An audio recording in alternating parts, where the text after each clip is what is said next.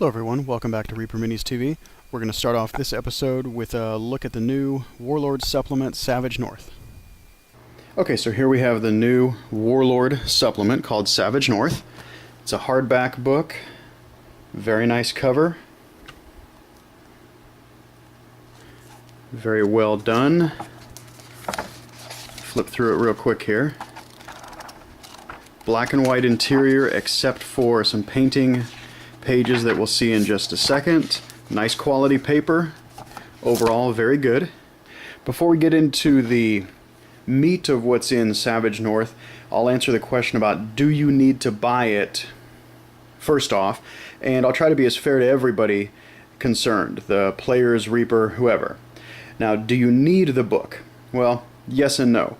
If you want to run one of the armies in Savage North, and we'll go through all of them in a second, then yes, you need the book. If you're perfectly happy running one of the armies out of the base Warlord book, then you don't need Savage North. There's no new rules in Savage North. The rule section is exactly the same as what you've got in the base book over here.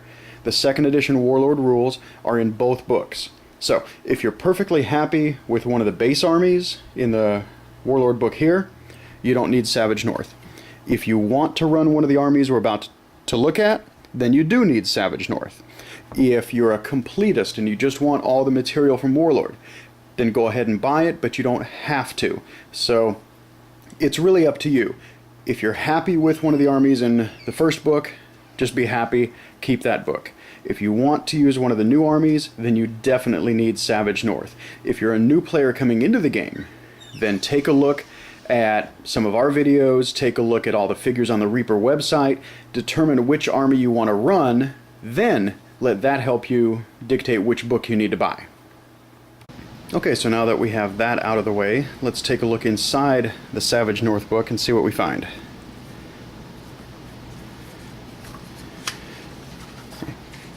Have our introductory credits, some information about the land itself. This is the northern part of the Warlord world. And then we'll just flip through the core rules here because it's the same as what you have in the original Warlord 2nd edition book. Some different pictures in here to go along with the Savage North armies, but otherwise same rules, special abilities, and then we get to the army lists, or the factions. Here we're going to look at the Bloodstone Gnomes first, have some Dark Elves over here on the other side. We get some fluff or background information about the gnomes, and then you'll see the similar format of the layout of the data cards or the information in all the army lists.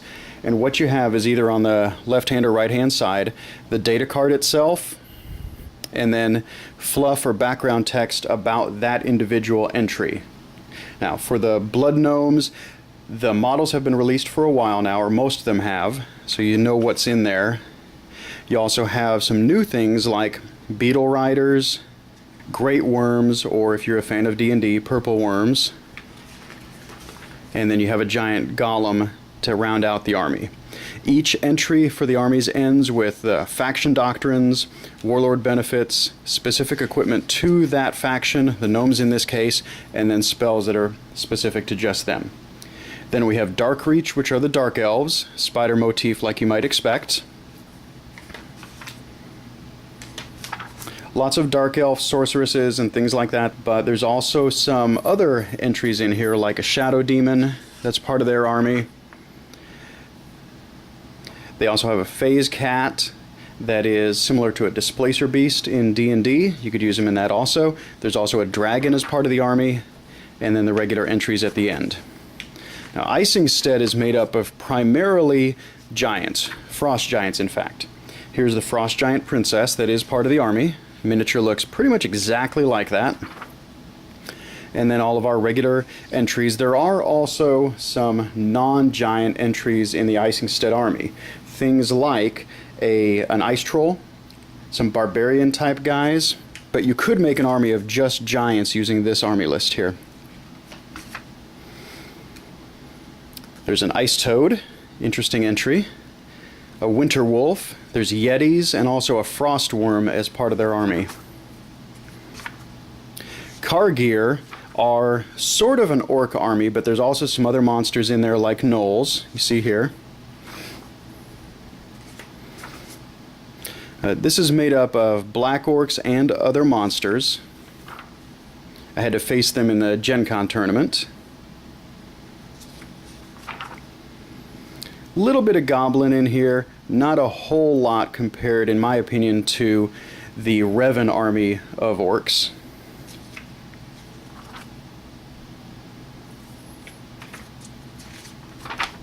Now the Koborolas, and I think I'm pronouncing that right, I haven't faced them yet or seen them on the table. These are the giant lupine bipedal humanoid creatures, sort of like a cross between an size-wise ogre size, but also very dog-like or canine-like. You can see some pictures of them here. And it's primarily made up of these large models, like I said, ogre-sized models primarily, but there are some that are smaller in the army. Now, Kragmar is another dwarf faction, but they're mountain-dwelling dwarves. Here's the king. Very cool picture.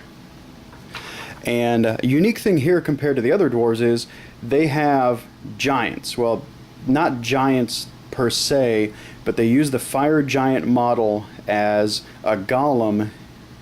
Forge Titan is what they're called in this army. So if you want some mountain dwarves with some dire creatures like a dire boar here, you can get the Forge Titan with them. They also have a cave bear as part of their army. So it's a nice little bit of a unique feel to the dwarves, dwarven miners and forgers and craftsmen. And then we have the Sisterhood of the Blade, which in my opinion is pretty similar to the Crusaders, but I haven't read all of the background yet, but just from a look and feel standpoint, they feel like that to me. I could be wrong about that. We'll see after we read it a little bit. But they've got a dragon and a dragon rider, so a nice cool thing there. It's an all-female army. But they do have, like I said, the dragon and dragon rider, and also the Angel of Vengeance.